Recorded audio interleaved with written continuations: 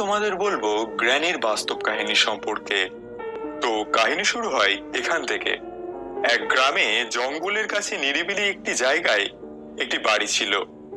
এই বাড়িতেই বসবাস করত একটি ছোট্ট পরিবার।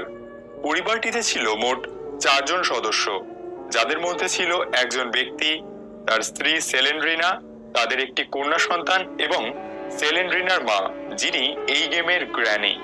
কাজের সূত্রে ওই ব্যক্তি বেশিরভাগ সময় বাইরেই থাকতেন, তাই ওই বাড়িতে মূলত সেলেন্ড্রিনা, তার মা এবং বাচ্চার সাথেই থাকতো।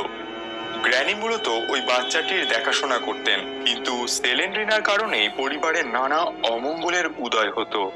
কারণ সেলেন্ড্রিনা বিভিন্ন কালো জাদু এবং তন্ত্রমন্ত্রের উপর বিশ্বাস করত। সেজন্যই গ্র্যানি সেলেন্ড্রিনার উপর বেশ অসন্তুষ্ট ছিল।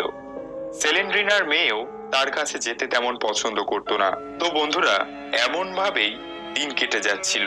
সেলেন্ড্রিনা একদিন একটি ব্ল্যাক ম্যাজিকের বইতে পড়ে কিভাবে কালো জাদুর মাধ্যমে প্রচুর শক্তিশালী হওয়া যায়, কিন্তু সেই বইতে লেখা ছিল নিজ সন্তানের বলির মাধ্যমে এই শক্তি অর্জন করা সম্ভব।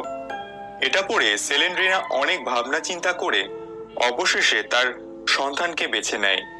সে তার সন্তানকে বলি দেওয়ার সিদ্ধান্ত নেয়।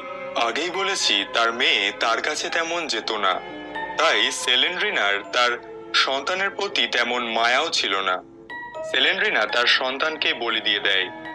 এই ঘটনা গ্র্যানির নজরে আসে।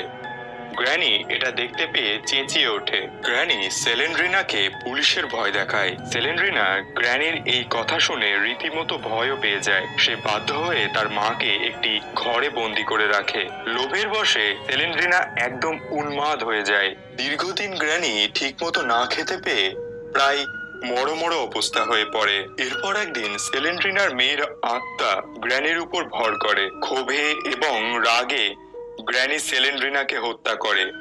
কিছুদিন পর সেলেন্ড্রিনার স্বামী বাড়ি ফিরলে গ্র্যানি তাকেও তার লাঠি দিয়ে মাথায় আঘাত করে মেরে ফেলে। এর কিছুদিন পর ওই বাড়ির সামনে একটি গাড়ি খারাপ হয়ে যায়। ওই গাড়ি চালকটি গ্র্যানির বাড়িতে সাহায্যের জন্য যায়, কিন্তু গ্র্যানি এতটাই নিষ্ঠুর হয়ে গেছিল যে সে ওই লোকটিকেও মাথায় আঘাত করে।